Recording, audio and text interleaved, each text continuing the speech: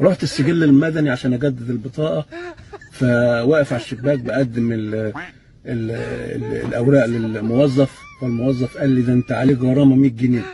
قلت له ليه؟ قال لي يا استاذ عشان انت ميت ليك 3 شهور وما بلغتش. قلت له ميت؟ قلت له انا فعلا تعبان بس لسه حي. قال لي يا استاذ انت هتفهم اكتر من الحكومه. قلت له العفو العفو، بس انا فعلا تعبان بس لسه بقاوم.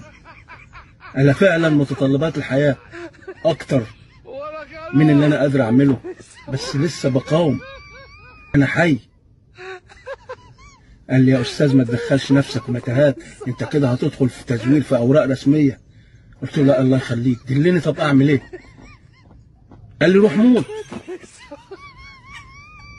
قلت له فعلا اروح اموت بعد السن ده هدخل نفسي في تزوير؟ لا لا